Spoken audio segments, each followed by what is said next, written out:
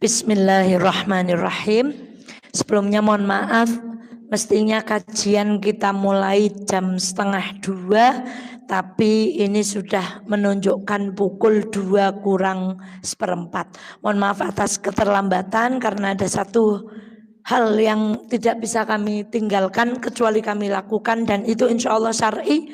Maka mohon ikhlasnya atas keterlambatan mulainya kajian ini. Kehadapan ibu-ibu semua yang tidak bisa kami sapa satu persatu, kehadapan teman-teman sahabat pengurus Majelis Taklim Mafaza yang dirahmati oleh Allah, mari kita awali kajian kita siang hari ini. Assalamualaikum warahmatullahi wabarakatuh.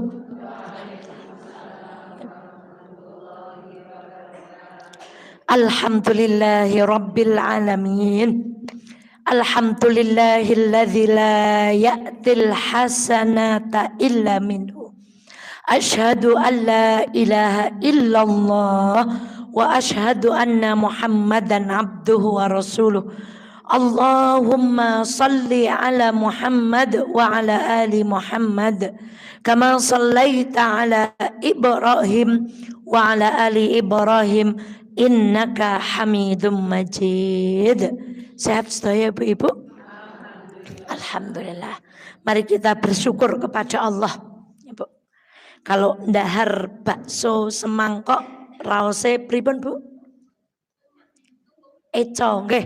Nek sepanci pripun raose Bu? Nah, bahasa Inggrisnya adalah blenger. Masya Allah.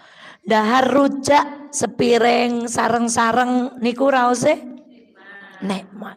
Tapi kalau ibu ndahar rujak sebaskom jadinya napa Bu? Maka Masya Allah. Pertanyaan itu membawa pelajaran untuk kita semuanya. Allah itu ya Bu, selalu mencukupi kebutuhan kita. Tapi kalau kita merasa tidak cukup, barangkali itu bukan kebutuhan tapi keinginan. Allah itu baginya pasti pas, karena sesuatu yang berlebih itu enggak baik dalam diri kita Bu. Kacaan gula dados apa Bu? Penyakit gula. Kebanyakan gizi makan ikan laut terus nanti tahu apa? Katanya kalau makan cumi-cumi terus nanti jadi apa? Kolesterol. Pokoknya segala sesuatu yang terlalu banyak itu enggak baik. Maka ayo kita bersyukur apapun yang diberikan Allah kepada kita, itulah takaran yang paling pas dan itulah dosis yang paling baik untuk kita semuanya. Shalawat dan salam semoga senantiasa terlimpah kepada baginda Muhammad Sallallahu Alaihi Wasallam. Hari ini kita akan melanjutkan bagaimana Rasulullah Sallallahu Alaihi Wasallam menjalani rumah tangga beliau. Semoga dengan kita mempelajari perjalanan rumah tangga beliau, kita bisa mencontoh sehingga menjadi umat yang layak untuk ditolong Allah melalui syafaat baginda Muhammad Sallallahu Alaihi Wasallam. Ibunda sekalian yang dirahmati Allah, setelah pertemuan yang lalu kita berkisah tentang bagaimana madu itu menjadi beraroma, padahal madu itu tidak ada aromanya. Maka apakah benar peristiwa madu itu yang menyebabkan turunnya surah At-Tahrim? Kemudian ada pendapat selanjutnya bahwa surah At-Tahrim tidak turun berkenaan madu yang sudah kita pelajari Sabtu yang lalu.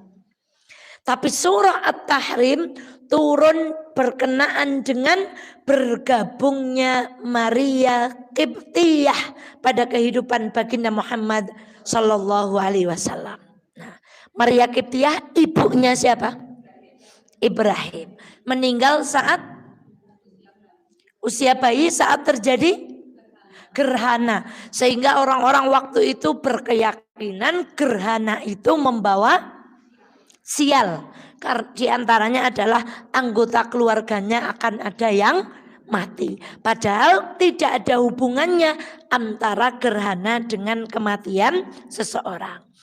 Baik, penulis kemudian menyampaikan kepada kita Setelah peristiwa itu bergabunglah seorang perempuan hamba sahaya bernama Maria Al-Qibtiyah. Dari nama belakangnya sudah sangat jelas perempuan ini berasal dari negeri Mesir. Yang belakangan menjadi ibu dari putra beliau yang namanya Ibrahim. Maria adalah hadiah dari Raja Mukaukis, penguasa Iskandaria Mesir. Kalau di film dulu pernah viral itu Alexandria, itu Iskandaria. Nah, ini dari penguasa Iskandaria, dihadiahkan kepada Rasulullah Shallallahu Alaihi Wasallam.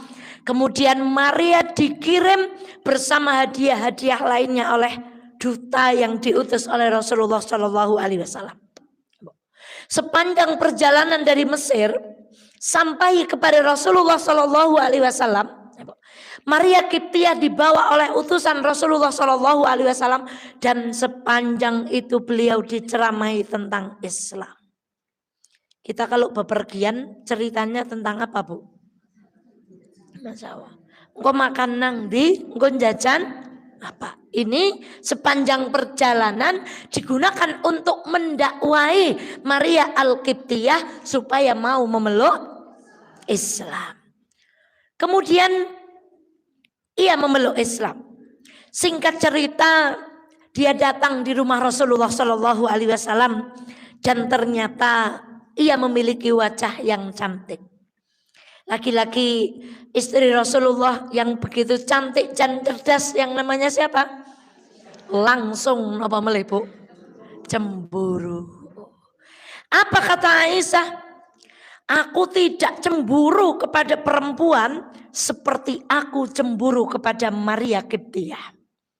Dia sangat cantik, berambut keriting. Masya Allah. Perempuan itu kalau zaman riyen rambut lurus niku dinapa? Dikeriting. Bahkan saya zaman kecil meti godhong boden, njur ditaleni teng rambut diwel dicepet. Mungkin ngerambutnya dicopot dados napa, Bu? Karena waktu itu cantik sama dengan rambutnya. Hari ini zaman berubah lagi.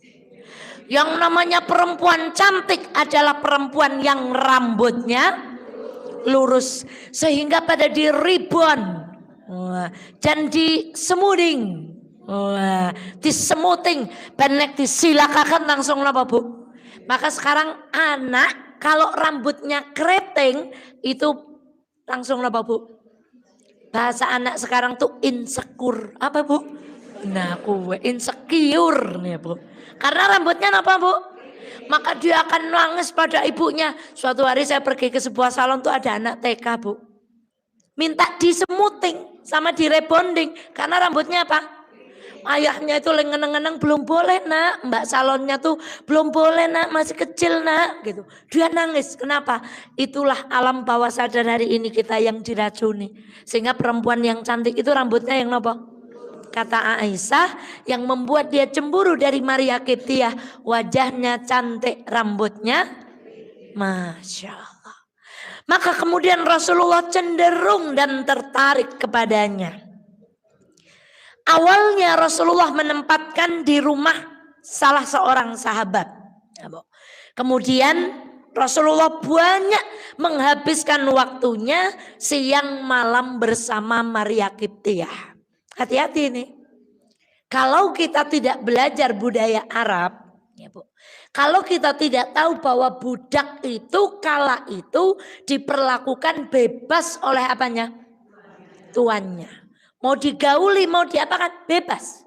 Sehingga orang orientalis kalau mikir, tuh kan Nabi lu baru dapat hadiah perempuan langsung apa? Siang malam menghabiskan waktunya bersama Maria Qibtiyah. Tapi dalam tradisi masyarakat kala itu, yang namanya budak boleh diapakan? Dan siapa yang mengangkat derajat perempuan lebih tinggi dimuliakan dari seorang budak, tidak lain tidak bukan adalah Islam. Diangkat kita dari yang tadinya perempuan itu diwariskan, Bu. Jadi kalau suami saya mati, saya itu diwariskan pada siapa terserah. Jadi perempuan itu menjadi barang apa Bu? Warisan, bayangkan Bu. Dijadikan budak. Dijadikan pemuas nafsu. Islam kemudian mengangkat perempuan, ditutup auratnya semuanya. Wong wadone dewek kon nutup malah nopo? Dibuka. Kon omber malah diketatna. Niku Masya Allah. Maka kembali kepada kisah ini. Ini membuat kami terkejut. Kata siapa? Aisyah. Aku menjadi gelisah. Gara-gara siapa? Maria Kiptiah. Dia memang menjadi beban berat untuk kami. Nah, kata siapa ini? Aisyah. Masya Allah. Maka apa yang terjadi Bu? Setelah itu Rasulullah tertarik kepada Maria Kiptiah. Kemudian singkat cerita Rasulullah menikahi Maria Kiptiah. Dan tidak lama kemudian Maria Kiptiah hamil. Kira-kira Aisyah gimana? Sudah lama menikah dengan baginda Rasulullah, tidak dikaruniai apa? Ini Rasulullah menikah dengan Maria Kiptiah. Maria Kiptiah langsung dianugerahi apa? Maka santero waktu itu Madinah itu Rasulullah mau punya anak laki-laki dari seorang perempuan yang bernama, maka Rasulullah begitu perhatian dengan Maria Kiptiah. Ibu bisa bayangkan kira-kira Aisyah seperti apa Bu? Masya Allah. Kehamilannya menjadi berita gembira di seluruh Madinah. Bahwa Rasulullah sedang menantikan kelahiran putranya dari Maria Kiptiah. Tak perlu dipertanyakan betapa sakit hati istri-istri Rasulullah akibat kehamilan si budak perempuan dalam waktu sesingkat itu Ibu. Sebagian istri telah berumah tangga beberapa tahun dan belum dikaruniakan hamil. Apakah Allah telah memilih perempuan itu dengan kenikmatan yang besar ini? Sementara ummahatul mukminin di antara mereka adalah putri Abu Bakar, Hafsah, putrinya Umar, putri Abu Umayyah, cucu Abu Thalib tidak diberikan rezeki anak. Akhirnya bayi yang ditunggu-tunggu itu lahir. Pada suatu malam di bulan Dzulhijjah. Rasulullah meminta Salma untuk menyambut kelahirannya. Dimuliakan, dibopong. Dengan kedua tangannya Rasulullah memainkan Ibrahim dengan harapan akan mendapatkan berkah. Dinamakan Ibrahim seperti kakeknya, keberkahannya supaya seperti kakeknya Nabi Ibrahim alaihis salam. Kala itu Rasulullah usianya 60 tahun. Dengan hadirnya bayi laki itu, hati beliau begitu berbunga-bunga. Begitu juga Maria dengan adanya Ibrahim, posisinya naik di mata Rasulullah Shallallahu Alaihi Wasallam dibanding istri-istri yang lain. Kondisi seperti ini secara alami menimbulkan kecemburuan, tidak hanya untuk Aisyah, tapi untuk istri yang lain, terutama gengnya Aisyah. Karena gengnya Sayyidah Aisyah radhiyallahu anha kemarin apa Bu? Masih muda-muda. Sementara kubu sebelah apa Bu? Sudah tua-tua. Maka kecemburuannya apa Bu? Masya Allah. Beliau memuliakan perempuan yang menyusui Ibrahim. Disiapkan kambing, disiapkan nafkah untuk membayar Ibrahim. Dan beliau sendiri memilih ibu susu untuk anaknya itu. Dulu anak-anak itu memang disusukan kepada perempuan yang lain ibu susu. Hari ini maka berhati-hati. Pernah diantara kita ini tentang Bang Asi. Maka kemudian perempuan itu maaf tanpa ilmu mengambil susu dari mana? Dari Bang Asi yang punya siapa tidak jelas. Padahal bayi itu merasa kenyang. Kalau bayi sampai merasa kenyang, maka bayi itu menjadi saudara nopo? Sesusuan. Tidak boleh nopo kalau saudara sesusuan. Maka kalau tidak dicatat, air susu ini milik siapa, ibunya yang mana, anaknya namanya siapa, takutnya di kemudian hari dua anak ini saling nopo. Ketahuan, biyen ke ibune deken jaluk asine nyong jur ganti sinetron Cinta Terlarang karena saudara sesusuan. Masya Allah. Baik, Masya Allah. Beliau menyediakan sejumlah kambing. Beliau menengok bayi itu setiap hari agar bisa melihat dan menikmati senyumannya yang tulus. Masya Allah. Istri-istri Rasulullah cemburu. Kecemburuan itu kian menjadi-jadi ketika beliau dikaruniai anak laki-laki melalui Maria. Jadi lahirnya Ibrahim menyebabkan istri-istri Rasulullah cemburu dan tidak terbatas pada ucapan-ucapan yang tadi kita pelajari. Peristiwa ini diukir oleh tinta sejarah Islam dan inilah yang menurut sebagian ulama menjadi latar belakang turunnya surah At-Tahrim. Sekarang bagaimana kecemburuannya itu? Ya Allah, Bu. Kula deg-degan nih Kajeng Maus, Bu. Masya Allah. Mungkin kalau yang baca laki-laki itu datar, Bu. Tapi kalau saya yang baca tuh rasanya terbawa oleh suasana, Ibu. Masya Allah, Bu. Kemudian inilah kisahnya. Pada suatu hari Hafsah mengunjungi ayahnya. Berarti ini ceritanya adalah antara Rasulullah dengan Hafsah. Kemudian Rasulullah mengirim utusan untuk mengajak Maria ke rumah Hafsah, Bu. Jadi hari itu gilirannya Hafsah. Maria Qibtiyah diajak dengan Rasulullah mengutus utusan supaya tinggal di rumah siapa? Nah, inilah prahara akan segera dimulai. Maria pun datang ke rumah Hafsah. Sewaktu Hafsah pulang ke rumahnya karena tadi pamit ke tempat siapa, Bu? Ayahnya. Siapa ayahnya Hafsah? Umar. Ia menemukan Maria berada di rumahnya bersama Rasulullah Shallallahu Alaihi Wasallam. Mulai deg-degan saya, Bu. Seketika itu Hafsah berkata kepada Rasulullah, "Wahai Nabi Allah, Anda telah membawa sesuatu yang tidak Anda bawa kepada istri-istri yang lain." Kenapa Maria dibawa ke rumahku? Kenapa Rasulullah nggak bawa ke rumahnya Aisyah, Ummu Salamah, yang lain-lain? Kenapa dibawa ke rumahku? Hari ini kan jatahnya aku. Anda membawanya pada hariku, giliranku, dan di atas ranjangku.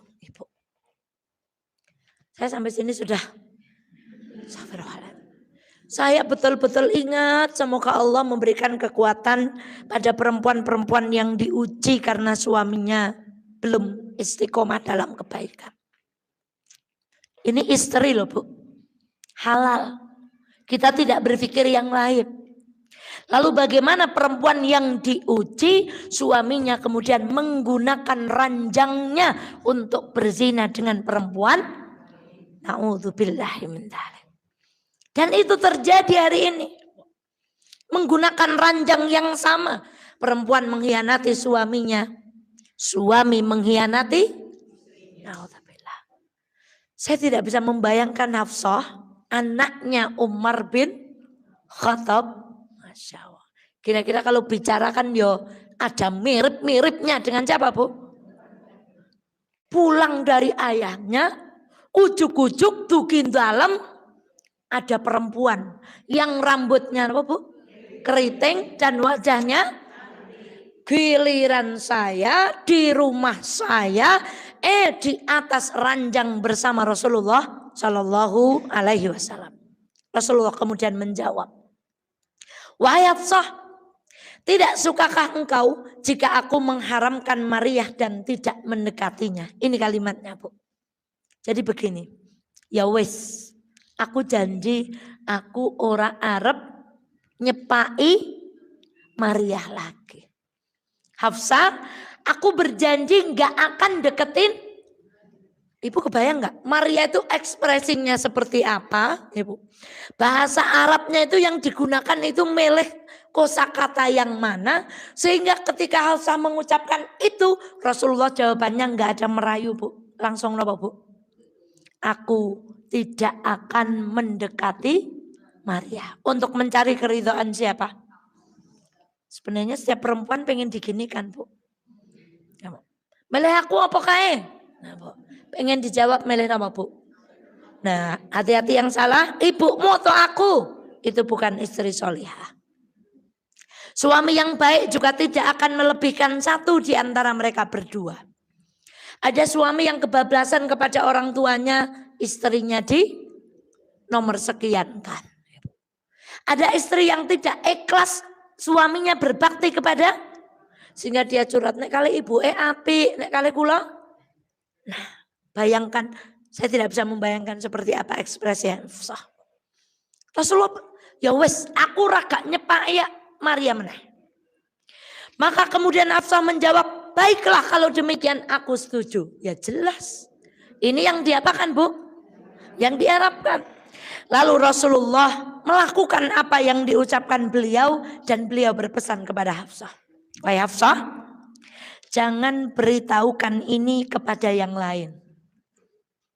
Terutama kubunya Hafsah. Siapa? Aisyah radhiyallahu anha dan sekuatnya.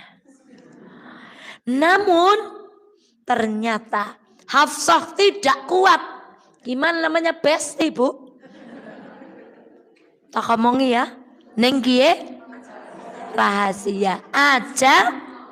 Nah, gak kuat. Sekelas istri Rasulullah, Bu. Betapa teman itu sangat berpengaruh. Yang tadinya rahasia mau kita jaga jadi apa, Bu? Bocor, Bu. Ini amanat Rasulullah. Jangan bilang pada siapapun. Ternyata Hafsah nggak kuat. Siapa yang dia datangi pertama? Aisyah radhiyallahu anha. Klop, Bu. Itu mbane niku bengi pun buatan tahan ngenteni napa, Bu? Selagak ketemu sinten? Ya Allah, busyra, kabar gembira. Ya Allah. Mungkin kalau sekarang udah WA dulu. Ada kabar gembira. Penasaran, apa sih? Besok pagi lah gitu, Bu. Lo bikin penasaran. Pokoknya nggak enak kalau lewat WA ngesok tak ketemu sisan. Karena ada kabar yang Masya Allah. Aisyah dan Hafsah waktu itu satu kubu. Dan bersaing dengan istri-istri Rasulullah yang tidak sekubu. Hafsah berkata kepada Aisyah, bergembiralah. Masya Allah. Takbir. Masya Allah. Sesungguhnya Nabi telah mengharamkan dirinya kepada Maria Al-Qibtiyah. Akan tetapi Allah memberitahukan perbincangan perempuan dua ini. Siapa dengan siapa? Dengan surah At-Tahrim ayat yang pertama. Ibu, coba dibuka surah At-Tahrim ayat yang pertama. Wahai Nabi, mengapa kamu mengharamkan apa yang Allah halalkan bagimu? Ketika kita membaca surat ini, dulu terbayangnya cerita apa? Madu. Madu halal, kenapa diharamkan? Gara-gara Hafsah dan Aisyah cemburu. Setelah kita mempelajari buku ini, dan kita membaca ayat yang pertama, terbayanglah maksud apa yang halal menjadi diharamkan itu adalah Maria Qibtiyah, istrinya yang halal, tapi Nabi bersumpah untuk mengharamkan untuk dirinya. Maka kemudian Allah memberitahu di ayat berikutnya, nanti ibu merenung, Bu. Itu pertama bercerita tentang keluarganya Rasulullah. Nanti di ujung ayat bercerita tentang keluarganya Nabi Nuh, Nabi Lut, keluarganya Sayyidah Asiyah bintu Muzahim, istrinya siapa?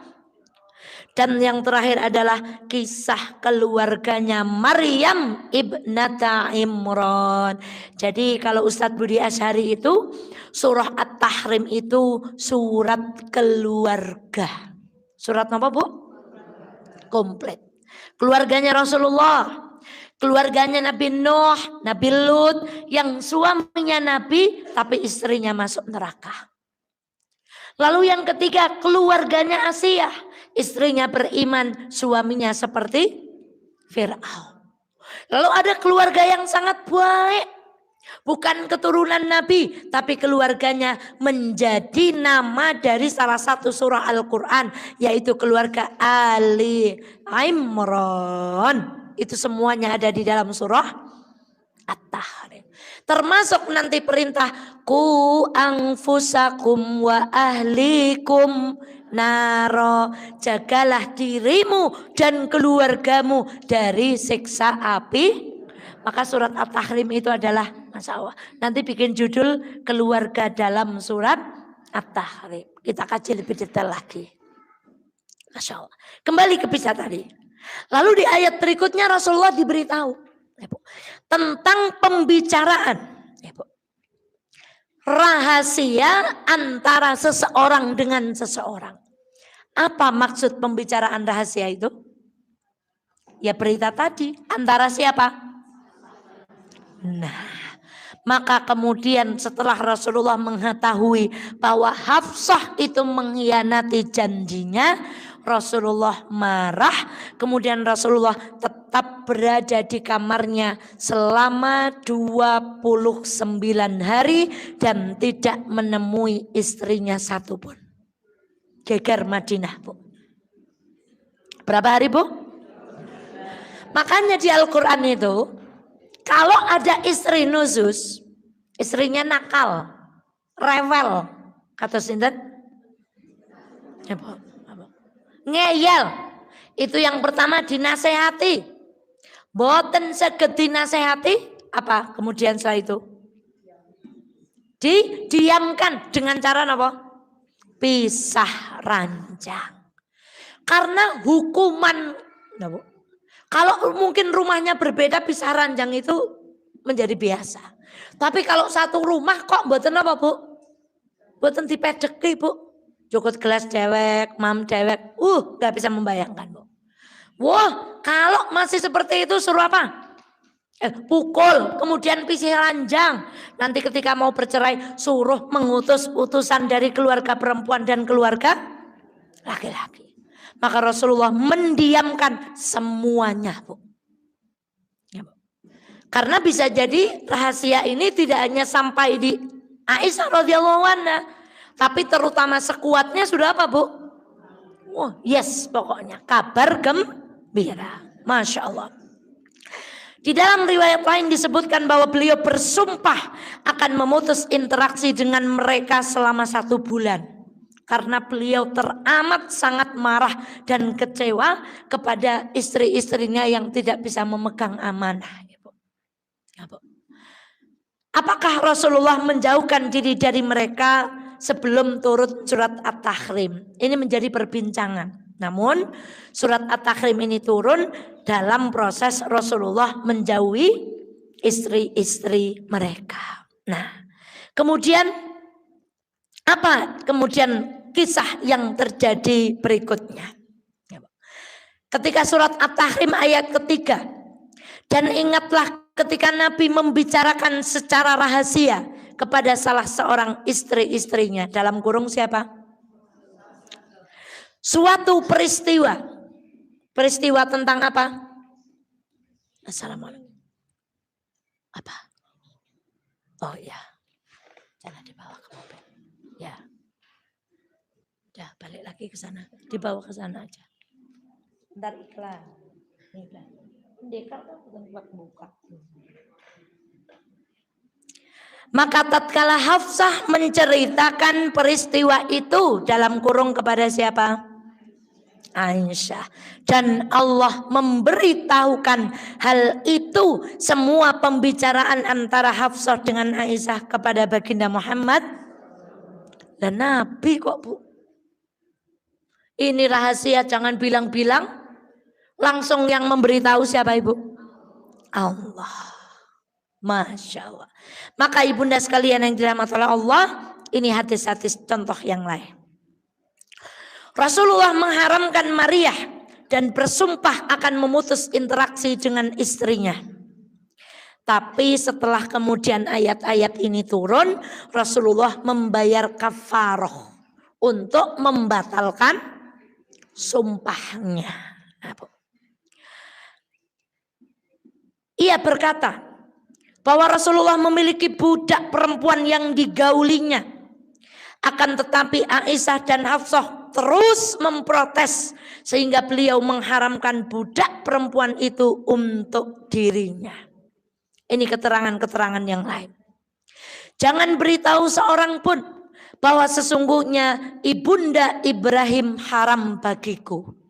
Tadi kan sumpahnya, mulai hari ini aku akan mengharamkan Maria atas diriku. Dalam redaksi yang lain, ucapan baginda Rasulullah kepada Hafsah, jangan beritahu yang lain bahwa aku mengharamkan ibunya Ibrahim untuk diriku. Maksudnya siapa? Maria Kiptiyah. Demi Allah, aku tidak akan mendekatinya. Rasulullah tidak mendekatinya sampai Hafsah membocorkan rahasia itu kepada Aisyah. Kemudian turun surat At-Tahrim. Wahai Nabi, mengapa engkau mengharamkan? Kata para ulama yang lain, ini turun berkenaan dengan seorang perempuan yang bernama Maria Kiptiyah. Sekarang kisah tentang ayahnya Hafsah. Siapa ibu? Umar bin Khattab. Dari Ibnu Abbas, aku terus bertanya kepada Umar bin Khattab tentang dua wanita yang kepadanya turun firman Allah, maksudnya surat At-Tahrim. Umar kemana? Saya gandeng, kata Ibnu Abbas. Umar ke belakang ke WC, di dalam sejarah ini beliau buang air, diikuti. Saking sahabat itu penasaran sebenarnya ayat itu turun gara-gara madu atau gara-gara Maria Kiptiyah. Ternyata Umar radhiyallahu anhu menjawab, surat itu turun karena Hafsah dan Aisyah. Nanti ada yang menarik, Bu. Kata Umar, dulu di Mekah laki-laki itu menguasai perempuan. Tapi hari ini kita sudah hijrah ke Madinah, perempuan menguasai laki-laki. Wah, ini ibu. Ibu, kalau suaminya kalah, terus lah nyong alhamdulillah bojone nyong mono manut, itu istri yang gagal. Alhamdulillah bojone nyong mono manut, kon merana ya manut, kon yang kene ya manut, nyong pamit ngaji manut, kon memekna, ibu istri yang gagal. Karena mestinya bukan suami yang manut pada kita, tapi siapa ibu? Kita yang manut pada suami. Karena suami itu apa? Pemimpin. Jangan ini perkataan Umar. Dulu di Mekah laki-laki menguasai, ketika pindah ke Madinah ternyata karakternya perempuan itu mendominasi apa? Nah, kata Umar, Hafsah ini ketularan karakternya perempuan-perempuan Madinah. Masya Allah. Maka mari kita lihat. Aku punya seorang tetangga Ansor. Ya, Bu. Kami bergantian datang ke rumah Rasulullah. Suatu hari dia datang dan suatu lain hari aku yang datang. Dia menemuiku dengan membawa berita wahyu yang lainnya. Begitu juga aku. Kami berbincang-bincang tentang peperangan dan suatu hari. Pada suatu hari temanku itu datang ke rumah Rasulullah. Saat senja tiba, dia datang dengan menggodar pintuku dan memanggilku, Umar, Umar. Cara kini kiamat, kiamat gitu, Bu. Telah terjadi peristiwa yang besar. Aku bertanya, peristiwa apa itu? Apakah musuh kita datang? Kata laki-laki itu, tidak, bahkan lebih besar dari sekedar musuh. Apa itu? Rasulullah menceraikan istri-istrinya. Langsung Umar kelingan siapa? Anaknya. Apa yang diucapkan Umar bin Khattab? Celaka Hafsah. Rugi Hafsah. Karena akhirnya diceraikan oleh siapa? Rasulullah SAW. Aku menyangka bahwa istri-istri Nabi benar-benar diceraikan. Maka selesai sholat subuh, aku bersiap-siap. Aku menuju ke rumah Hafsah dan mendapatinya sedang menangis. Aku bertanya, apakah engkau diceraikan oleh Rasulullah? Dia menjawab, aku nggak tahu. Tapi Rasulullah nggak apa Bu? Nggak mau deketin kita ini Bu. Jadi dibilang nggak diceraikan, ya nggak tahu. Ya nggak dideketin, gimana? Berapa hari tadi Bu? Rasulullah sumpahnya Bu? Maka dia sedang gorong-gorong. Beliau sekarang menyendiri di kamar. Berarti pas Umar datang, beliau ada di situ. Nggak mau bertemu dengan Hafsah, tapi menyendiri di mana? Di kamar. Lalu aku mendatangi pembantu Rasulullah. Katakan kepada Rasulullah, Umar datang. Pembantunya masuk, Umar, ada Umar ya Rasulullah. Rasulullah diam. Ketika keluar, apa yang diucapkan Rasulullah? Katakan lagi, Umar datang. Pembantunya masuk lagi, keluar lagi. Apa yang diucapkan Rasulullah? Rasulullah diam. Pembantunya masuk lagi, keluar. Apa yang diucapkan Rasulullah? Diam, Bu. Kira-kira ayahnya ikut napa, Bu? Ya Allah, pregek ya. Walah, idaen sampun dikapakaken maring Umar, Bu. Masya Allah. Saat itu, Bu, tiba-tiba ketika beliau mau beranjak, ya Bu, tiba-tiba bunyi ya ini. Masuklah, ada suara mengizinkan Umar bin Khattab untuk masuk ke kamar Rasulullah Shallallahu Alaihi Wasallam. Kemudian aku masuk mengucapkan salam kepada Rasulullah. Saat itu beliau bersandar ke ranjang yang bagian atasnya terbuat dari anyaman pelepah kurma. Anyaman itu meninggalkan bekas di lambung beliau. Ibu pernah mendengar cerita Rasulullah tidur di pelepah kurma meninggalkan bekas? Hadisnya ini panjang. Ternyata bukan di sini tapi di mana, Bu? Di lambungnya. Atau bisa jadi peristiwa ini berulang. Ibu. Sehingga yang membekas adalah namanya, Ibu, kados kita tidur niku pingget. Karena kita misalnya jilbabnya klipet, nah ketontangi turu, Bu. Walaupun etok-etok mun raup nek konten pinggetane, Bu, tidak bisa disembunyikan. Itu berarti kita habis napa, Bu? Tidur. Ya Allah, Bu. Kemudian anyaman itu meninggalkan bekas. Aku bertanya, ya Rasulullah, apakah engkau menceraikan istri-istrimu? Kemudian beliau mengangkat wajahnya untuk menatapku dan menjawab, tidak. Lalu Umar langsung bertakbir, Bu. Allahu Akbar. Karena Umar mengira bahwa Rasulullah telah menceraikan siapa? Istri-istrinya. Masya Allah. Kemudian apa? Seandainya Anda melihat kami ya Rasulullah, kita ini orang-orang Quraisy yang tadi saya ceritakan itu. Kemudian setelah itu, Masya Allah, pada suatu hari aku marah kepada istriku. Ini cerita Umar, Bu. Nanti yang dapur, sumur dan kasur. Nah, Bu. Nah, ini makanya berarti perempuan Madinah ini mendominasi laki-laki. Sampai laki-lakinya akhirnya milih apa, Bu? Diam. Maka jangan tiru. Nah, sekarang ada cerita lagi. Tadi kan Umar langsung datang ke rumah siapa? Hafsah. Ternyata dalam kisah yang lain Umar terlebih dahulu datang ke rumah Aisyah. Lihat jawabannya. Ini hati-hati materinya memang cerita, Bu. Nah, Bu. Maksudnya diceritain jordinina bobokan. Nah, Bu. Kemudian aku masuk ke rumah Aisyah. Karena di luar itu orang-orang memukuli tanah, Bu. Jadi sambil duduk di halaman masjid, sahabat-sahabat Rasulullah itu sambil mukuli tanah, Bu. Kenapa? Karena tersiar berita Rasulullah menceraikan. Jadi pun do bingung, ini mau terjadi apa di Madinah ini? Jorda lenggahan ukur lemai di kapakna, Bu. Ibu, nah itulah seperti gimana sih, Bu? Mereka bingung mau apa. Maka karena Umar tidak tahan melihat kondisi seperti ini, beliau menemui Aisyah. Beliau mengucapkan salam. Wahai putri Abu Bakar, apakah engkau telah menyakiti Rasulullah? Apa jawaban Aisyah? Wahai Ibnul Khattab, anaknya Al-Khattab. Karena namanya Umar bin. Apa? Ngapain ngurusin aku? Kata Aisyah, Bu. Urus aja Hafsah anakmu. Nah, Bu. Karena ini semuanya gara-gara apa, Bu? Nah gitu. Nah mulai Saling melemparkan apa? Nah, kiki mula-mula kiki gara-gara sinten, Bu? Nah niki, Bu.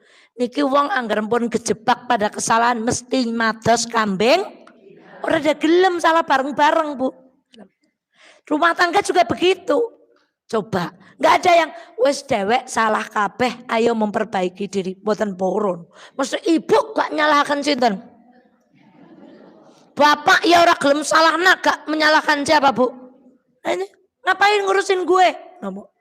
Urus aja Hafsah. Kemudian aku pergi menemui anakku Hafsah dan berkata kepadanya, Hafsah, apakah engkau telah menyakiti Rasulullah? Terjadi dialog yang sama tadi. Tapi ketika ada bekas pelepah kurma di mana tadi, Bu? Umar berkata seperti ini, wahai Rasulullah, Masya Allah, tidakkah engkau berdoa? Sementara raja-raja Romawi itu tidur di kasur yang rumahnya penuh dengan sungai-sungai. Maka kemudian kita mendengar, ya Allah Umar, apa kamu iri dengan mereka? Mereka itu diberikan semua nikmat di dunia. Tapi kalau kita di dunia itu nggak dikasih semua, karena sisanya di mana? Maka terjawablah pertanyaan, kenapa orang tidak taat kepada Allah rezekinya lancar? Jawabannya apa? Karena nikmatnya orang maksiat itu diberikan di dunia semua. Di akhirat tinggal apanya? Tinggal hukumannya, semua ditanggung. Tapi orang beriman, nikmatnya semuanya nggak diberikan di dunia. Sebagian diberikan kapan? Dan hukumannya orang beriman sebagian ditunaikan di mana? Supaya di akhirat ringan. Karena hukuman di dunia dengan di akhirat mboten apa, Bu? Gak sama. Maka di antara tanda cintanya seseorang kepada seorang hamba, Allah kepada seorang hamba adalah disegerakan hukumannya di mana? Supaya pun dukum teng donya, teng akhirat pun mboten apa, Bu? Maka Abdurrahman bin Auf itu kalau ndahar kurma besar itu nangis, Bu. Satu, beliau ingat Rasulullah. Rasulullah nggak pernah mendahar kurma yang enak seperti yang saya makan. Yang kedua, dalam riwayat lain disebutkan beliau takut kalau nikmatnya di akhirat nanti sama Allah sudah diberikan dalam bentuk napa, Bu? Ya Allah. Contoh, kalau ajeng mameri niki, Bu. Kemarin habis ngaji fikih, ibu-ibu sih pulang dulu. Karena habis itu ada makan-makan, Bu. Nah, ternyata makan-makannya itu sama jangan centrongan. Ibu tahu centrongan? Genjer, nih, Bu. Nah, Bu. Karena bentuknya seperti apa? Kemudian ada cepokak. Apa, Bu? Dicampur kali teri. Oh ya bayangna kono. Nah niki kula niat mamerakan. Maka sepatutnya kita gini, Bu, saya sampai rumah, astagfirullahaladzim ya Allah. Ya, Bu. Kalau ajeng niru-niru Abdurrahman bin Auf. Jangan-jangan oleh ngaji kali Gusti Allah dibalas tunai dengan jangan centongan dan cepokak campur teri. Maka istighfar, Bu. Ya. Maka kembali, Bu, Masya Allah, ketika orang-orang memukuli tanah dan sini ini dan seperti itu, Masya Allah, ternyata, Bu, pada hari ke-29, ya, Bu, setelah 29 hari berlalu, Rasulullah datang ke rumahku. Kata Aisyah radhiyallahu anha, aku berkata, Rasulullah, bukankah Anda bersumpah tidak akan mendekati pasangannya selama 1? Maka Rasulullah menjawab, dan hari ini tuh baru hari yang ke-29 loh Nabi. Ini istri Nabi juga konsekuen, Bu. Janjinya berapa? 30. Datang pada hari keberapa? Kudune napa? Kudune li, ya Allah Rasulullah gitu, Bu. Nah, tapi enggak gini, Rasulullah enggak salah jadwal nih. Kan sumpahnya berapa? Ini baru hari keberapa? Artinya istri Nabi tidak ingin suaminya lupa terhadap janjinya. Berarti kalau suaminya berbuat salah, tugasnya istri apa? Mengingatkan, Bu. Dengan cara yang baik. Boten sakduk, saknyuk, mak temol. Ada model yang suaminya salah apa langsung ngomong ke yang bukan begitu, Bu. Kita punya seni. Ketika suami kita bicara tinggi, ibu diam aja loh. Nanti ketika mau tidur, bibirnya ceneng, Bu.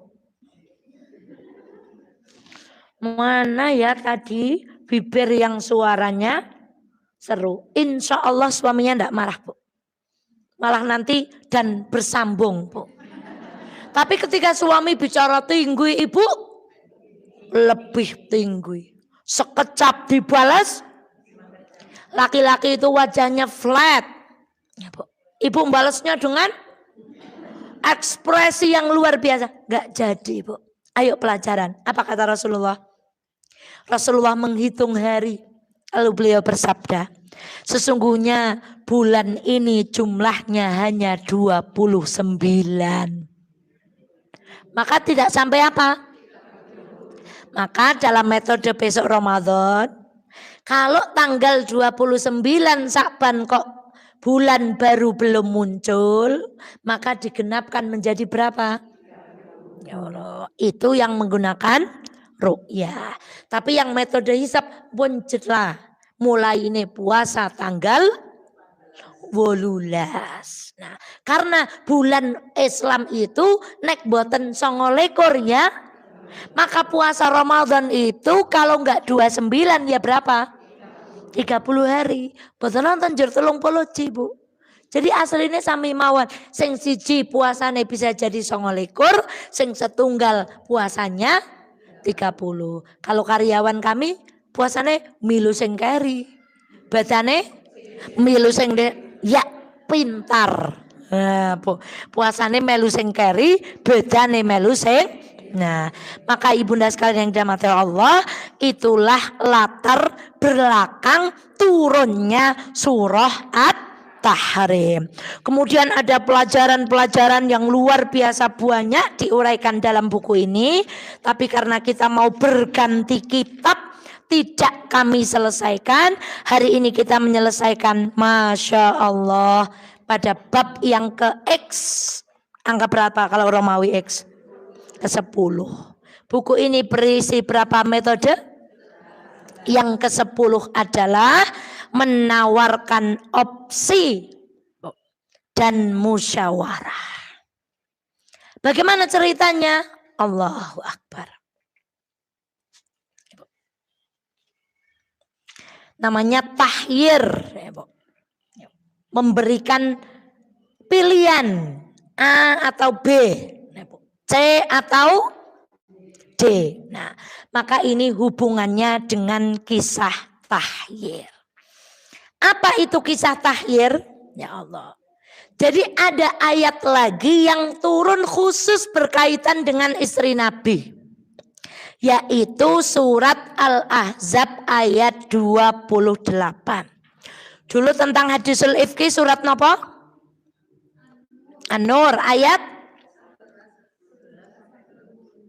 11 sampai. Nah, kemudian surat apa tadi yang peristiwa tahrim? Nah, sekarang ada surat yang melatar belakangi peristiwa namanya tahyir. Napa, Bu? Hadisul ifki. Kalau tadi namanya tahrim, yang ketiga ini namanya tahyir. Disuruh memilih. Apa maksudnya? Pada surah Al-Ahzab ayat yang ke-28, Allah berfirman, wahai Nabi, katakan pada istrimu, jika kamu sekalian menginginkan kehidupan dunia dan perhiasannya, maka mari aku berikan, kata Allah. Marilah supaya aku berikan kepadamu mut'ah dan aku ceraikan kamu dengan cara yang baik. Namun jika kamu sekalian menghendaki keridhaan Allah dan Rasulnya di negeri akhirat, maka sesungguhnya Allah menyediakan bagi siapa yang berbuat baik. Apa latar belakang kisah ini? Lagi-lagi gengnya siapa, Ibu? Nah, Bu. Suatu hari mereka berkumpul dengan Nabi untuk meminta tambahan nafkah. Meminta apa, Bu? Uang sakunya minta apa, Bu? Tambah. Uang belanjanya minta apa? uang bulanannya. Jadi nanti bilang bapak, tuh bukan aku yang minta Pak, istri-istri Nabi juga. Nah berarti aku udah mirip kan sama istri Nabi. Kenapa? Tiap bulan minta tambahan. Masya Allah. Para mufassir mengatakan bahwa istri-istri Rasulullah minta tambahan nafkah. Waktu itu ini nggak cuma kubunya Aisyah, tapi 9 orang berkumpul sekaligus. Masya Allah. Sedangkan sisanya adalah Sofiyah, Maimunah, Zainab dan Juwariyah. Ya, Bu. Jadi mereka meminta tambahan nafkah, adanya kecemburuan di antara istri Rasulullah Shallallahu Alaihi Wasallam. Jadi mereka minta tambahan. Ibu ingat nggak ceritanya? Ibu. Yang ketika itu Abu Bakar mau masuk, Ibu. Kemudian Abu Bakar itu mendengar di dalam rumah Rasulullah itu ada obrolan yang kurang enak. Nah, maka Abu Bakar ingin memecah suasana itu. Begitu beliau masuk, beliau nyeletuk begini. Ya Rasulullah, apa pendapatmu kalau ada istri yang minta tambahan nafkah? Gimana kalau dia aku tekek? Jadi itu tuh sengaja. Karena Abu Bakar menangkap di dalam rumah Rasulullah ada pembicaraan yang apa Bu? Ternyata apa yang Abu Bakar kira-kira ini apa Bu? Pas. Dan Rasulullah berkata, itu yang sedang diminta oleh. Nah, ini pada bab keberapa? Lalu istrinya Rasulullah ini tidak ditanggapi. Rasulullah keluar menunaikan apa Bu? Sholat. Maka permintaan mereka, Rasulullah minta tambahan lagi. Dibiarkan oleh siapa? Ditinggal sholat. Tapi dalam konteks ini Bu, menurut beberapa riwayat, peristiwa itu melatar belakangi turunnya surat Al-Ahzab tadi. Sehingga mereka diberikan pilihan oleh Allah. Kalau kamu pengen dunia dengan cara meminta apa? Tambahan nafkah. Tak beri. Tapi Rasulullah ceraikan. Tapi akan dia apa? Diceraikan. Tapi kalau kamu ridho kepada pembagian Allah dan Rasulnya, sesungguhnya di akhirat Allah menyiapkan dengan yang lebih. Kira-kira istri Rasulullah milih apa Bu? Dan ingat, ini sama sekali tidak bermakna bahwa keluarga Rasulullah itu miskin atau kekurangan. Di awal kita mempelajari kitab ini, jelas nyata-nyata Rasulullah kaya raya. Ada rumahnya istrinya yang serumah? Tidak ada. Dan masing-masing istri diberi budak. Masing-masing istri diberi kendaraan. Apa buktinya? Ketika kendaraan Aisyah entengan, punya siapa keberatan, barangnya ditumpangkan ke kendaraan siapa? Maka nggak terima, ngapain sih? Kok numpang-numpang?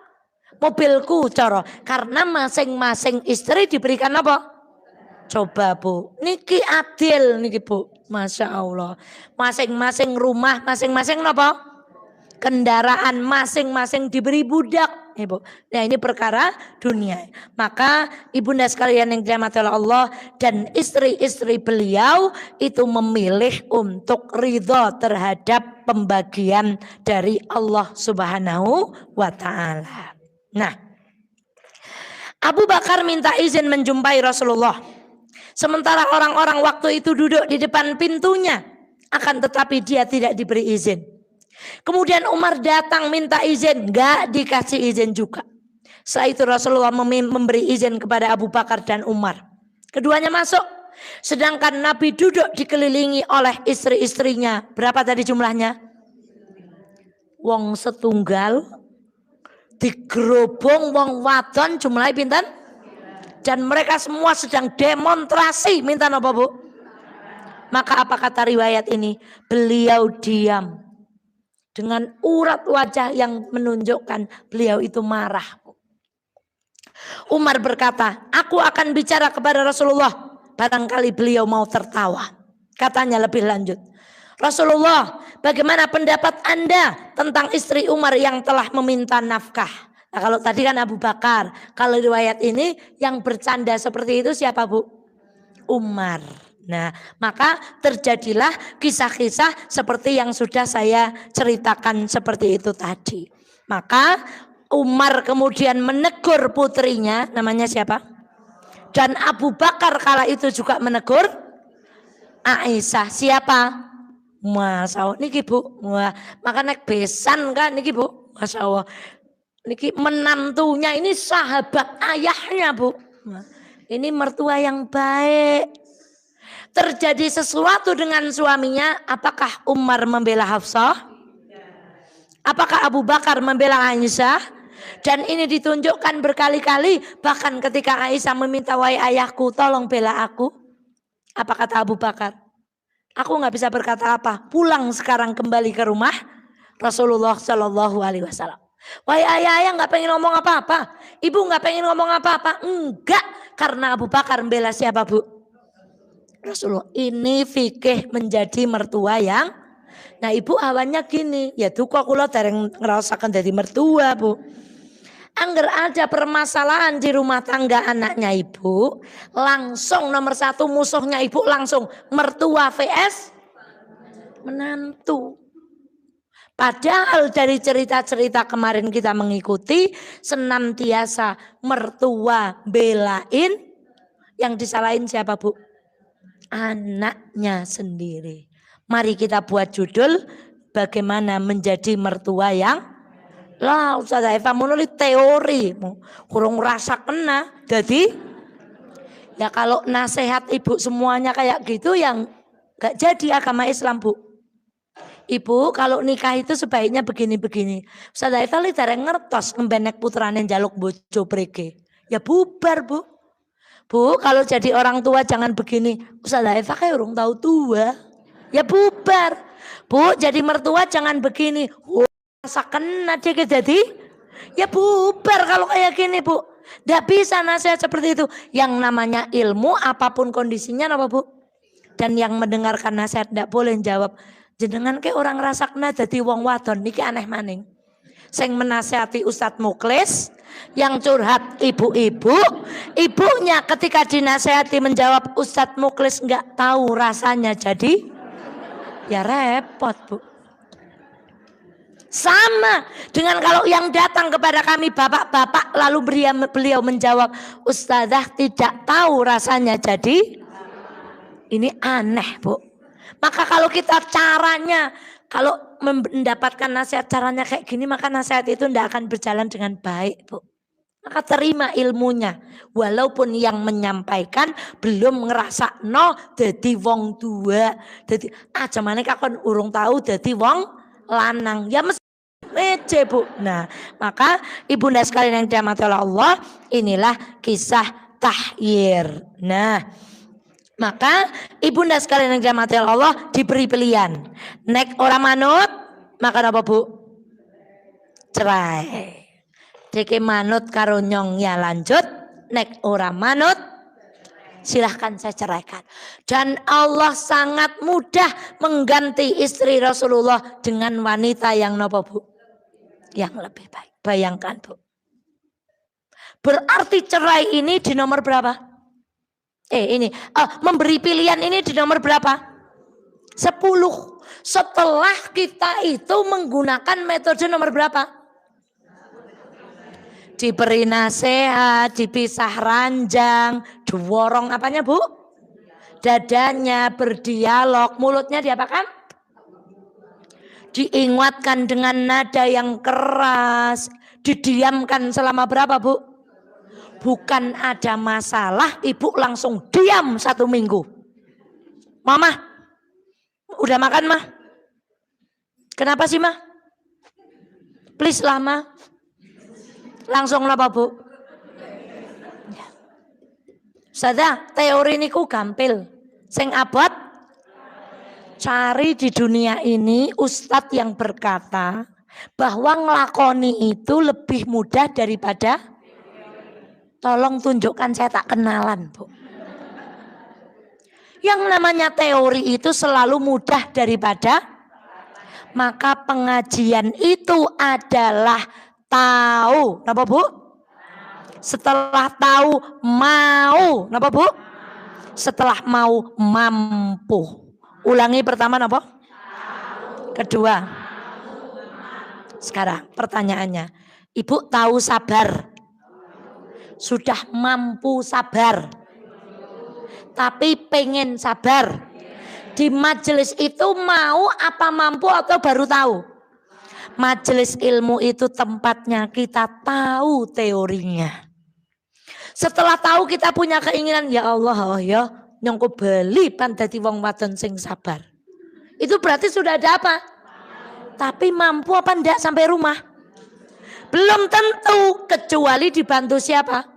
Coba nanti kalau tarhib Ramadan, bismillah Bu, bulan ini kita khatam minimal. Ibu pasti itu di sini menggebu-gebu Bu. Tapi apakah pada pelaksanaannya khatam 3 kali? Maka tidak ada ceritanya orang ngaji langsung mampu, kecuali ditolong Allah.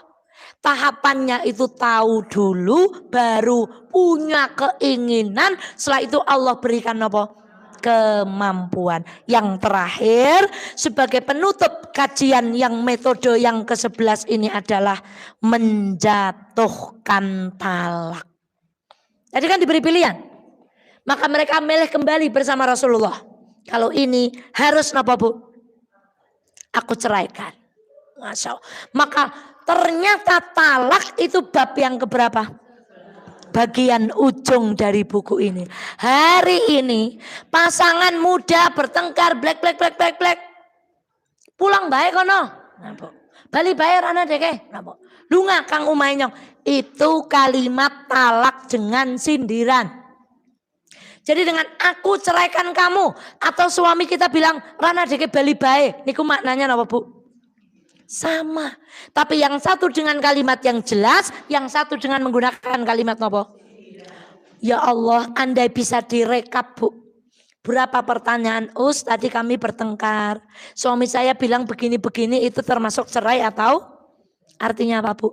Hari ini banyak pasangan yang main-main dengan kalimat apa Bu? Sedidik-sedidik cerai. Blokir. Pulang. Yang laki-laki pulang ke rumah ibunya.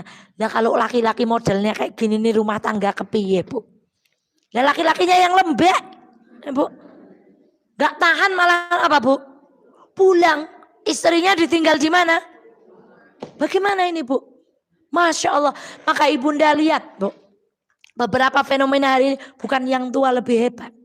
Ini menjadi keprihatinan untuk kita. Dan kita punya anak-anak perempuan. Bagaimana anak-anak kita menikah kita bekali dahulu dengan apa Bu? Sekarang itu bekalnya I love you Bu. Kemudian mumpung aku nggo ali-ali tak pamerna Bu. Begini toh Bu? Udah. Rasanya kalau sudah diberi cincin oleh seorang laki-laki itu dunia. Perempuan ini tidak peduli laki-lakinya sholat apa enggak, ke masjid apa enggak, nafkah apa enggak.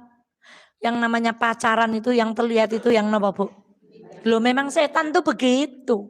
Maka terlihat suami able banget. Yang perempuan terlihat istri able banget Bu. Tahu nggak istri able Bu? Kayak pas banget gitu loh jadi istri Bu. Prigel. Kayaknya karo cah cilik keton. Eman karo wong tua ketone. Memang setan itu programnya sebelum menikah ditunjukkan yang apa Bu? Tapi begitu qabil tu nikah wa tazwijah. Bahkan sebelum akad kadang sudah mulai percikan-percikan. Nyongke karepe kaya ngene, keluargane dheke koyo ngono. Nah, ini Bu. Nyongke wis omong karepe sing diundang wong semene bae, malah kana karepe mulai. Itu di hari apa Bu? Ketika resepsi itu Bu. Mulai setan itu memasang ranjau. Karena begitu qabil tuh nikah. Ganti ranjau setan. Dari ditampaknya baiknya. Ganti metode. Jadi ditambahkan apa Bu? Maka mulai kelihatan jeleknya. Jebule keluargane dheke kang kono ya. Ya dheke jebule mamah kang kono ya. Ora dihargai nyong. Nah mulai Bu. Karena strategi setan memang napa Bu? Berubah sejak kalimat qabil tuh nikah. Maka 10 menit lagi kita selesaikan supaya pertemuan ke depan tentang persiapan bulan Ramadan. Ini adalah kisah Hafsah binti Umar. Ya Allah. Tema utamanya Hafsah dan siapa Bu? Ya Allah. Setelah mendalami tema ini saya menyimpulkan bahwa Nabi pernah menjatuhkan talak 2 kali. Yang pertama terhadap istrinya yang mulia Hafsah. Tapi dirujuk lagi. Menurut saya, cara talak raj'i ini adalah penyelesaian final atas masalah yang mungkin tidak selesai dengan ke-10 cara yang sudah kita pelajari. Ya Allah, dengan talak raj'i istri jadi tahu bahwa kehidupan bersama sang suami terancam nopo? Bubar. Jadi ia harus mencegah hal itu sebelum nasi terlanjur menjadi dan cepat-cepat memperbaiki kesalahan yang dilakukan. Rasulullah menggunakan cara ini untuk kedua kalinya ketika menceraikan Umaymah binti Nu'man al-Jauniyah al-Kindiyah. Beliau menceraikan perempuan ini sebelum menggaulinya dan tidak diikuti dengan rujuk. Alasannya karena wanita ini punya sikap takabur dan memandang dirinya sebagai putri seorang pemimpin Arab.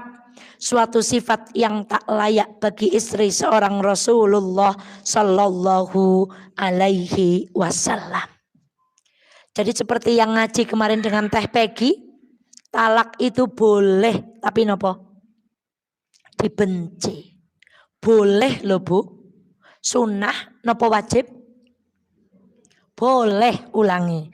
Talak itu sunnah nopo wajib? Boleh. Dan yang paling dibenci. Itu kenapa ini menjadi yang nomor berapa? Nah, kenapa kemudian Rasulullah menceraikan Hafsah? Yaitu tadi. Karena Hafsah itu mewarisi sifat nopo? Ayahnya. Dalam tanda kutip beliau mewarisi sifat kerasnya nopo Bu? Umar bin Khattab. Nah, kemudian yang diceraikan tadi karena beliau memiliki sifat takabur. Menurut saya, kata penulis, alasan Rasulullah menceraikan adalah sifat keras dan kaku Hafsah. Maka tadi kalimatnya kan Bu, Rasulullah lo giliranku lo, nang omahku lo, nang kasurku lo. Nah gitu Bu. Kira-kira yang matur kalian berapa Bu?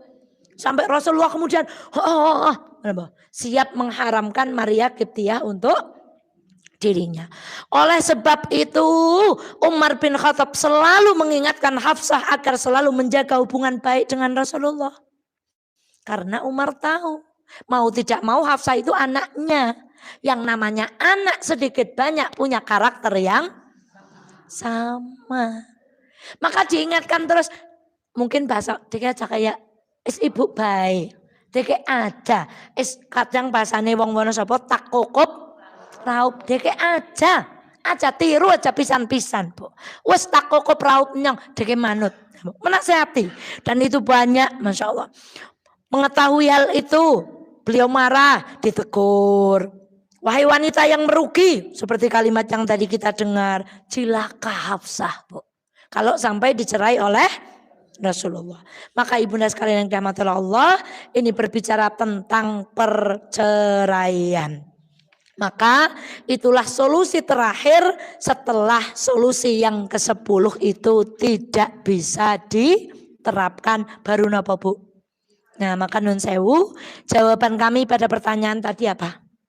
Coba tanya suami jenengan, sudah tahu ilmunya enggak? Ada hal yang bercanda dan seriusnya itu sama. Apa itu? Talak. Jadi guyon dengan seriusnya itu sama Bu. Jadi kok ngomong asal-asalan karena dia bali bae ya Bu. Itu maknanya talak. Tapi jawabannya di bagaimana? Kalau yang mengucapkan kok enggak tahu ilmunya, hurung ngaji, maka cepat-cepat kemudian bertaubat kepada Allah. Caranya kembali nopo? Dengan cara digauli istrinya, Bu. Terus berhubungan dengan istrinya. Itu menunjukkan mencabut kalimat talak yang diucapkan tadi tanpa ilmu. Maka nasihati anak-anak kita. Hari ini Pol gampangnya. Paling banyak WA masuk pada saya itu. Kami bertengkar Ustazah. Suami saya bilang, Rono bali wae menggon. Apakah itu termasuk talak? Ya, kalau dia sudah tahu ilmunya dan tidak ada. Tapi suami saya saking wedine ling takon, tapi suami saya mengucapkannya dalam keadaan marah. Gerepaan wong muni talak orang ngudung, Bu. Gerepak ujuk-ujuk, Mama. ada kan Bu? Pasti semuanya dalam keadaan apa? Mula wong ngudung niku balane astagfirullahaladzim. Mula kalau sudah jadi balane setan ucapannya napa? Tidak terkontrol, ngomong nopo mawon. Nah, maka ibu sekalian yang dirahmati oleh Allah, tidak ada. Kadang ada istri yang takut, tapi suami saya mengucapkannya dalam keadaan nggak ada orang mengucapkan talak dalam keadaan apa Bu? Pasti dalam keadaan apa? Wong wadon Kak. Nah, maka kebalikannya talak adalah syariat yang boleh dilakukan seorang perempuan ketika suaminya melanggar aturan adalah namanya khulu'. Kenapa Bu? Seorang perempuan kalau bahasa peradilannya itu menggugat cerai suaminya. Karena suaminya begini, sudah tidak menjalankan aturan syariat, maka boleh. Dan besok kalau berbicara tentang pernikahan Bu, boleh loh perempuan itu memberi syarat Bu. Ketika menikah. Syaratnya apa? Sebelum saya mati, jangan nikah lagi misalnya. Itu boleh memberi syarat. Saya mau nikah dengan panjenengan asalkan rumah sendiri. Boten bareng kalih mertua. Niku bareng. Saya mau nikah dengan panjenengan asal panjenengan medal saking perusahaan niku. Saya mau menikahi Anda Mbak. Tapi saya mau melamar. Kalau jenengan mau manut dengan. Jadi dibicarakan sejak napa Bu? Adapun syarat yang terjadi setelah akad nikah maka itu tidak boleh dijadikan hujah. Contoh, syaratnya setelah nikah baru, tapi Mas janji loh, jenengan kudu metu. Ibu. Tapi diucapkannya setelah apa? Maka ucapan itu tidak bisa digunakan untuk menggugat pasangan. Tapi kalau ucapan itu diucapkan sebelum akad nikah, maka ketika kok di kemudian hari si suami melanggar peraturan, ini loh. Kalau sekarang, kalau orang dulu saksinya cukup siapa Bu? Kalau hari ini harus apa Bu? Hitam di atas putih plus matre, tanda tangan, saksi berapa Bu? Masya Allah. Karena keamanatan umat zaman ini sudah apa Bu? Turun. Maka Rasulullah ketika ditanya siapa yang akan melindungimu? Jawabannya apa Bu? Kamu mau jadikan saksi siapa? Enggak perlu saksi. Saksiku siapa Bu? Nah, maka ibu sekalian yang dirahmati Allah, demikian, masya Allah, alhamdulillah, Rabbil alamin. Selesai sudah metode Rasulullah mengatasi problematika rumah tangga. Tentu tidak detail. Kalau ibu membaca bukunya akan lebih detail. Fa insya Allah Sabtu depan kita mulai materi yang berhubungan dengan bulan Ramadan insya Allah. Kami akhiri astagfirullah li walakum, jazakumullah untuk semua kebaikan yang tunai, semoga Allah ganti dengan ganti yang berlipat-lipat. Kami akhiri assalamualaikum warahmatullahi wabarakatuh. 98 FM Purnama Sidi Wonosobo, mencerahkan, inspiratif.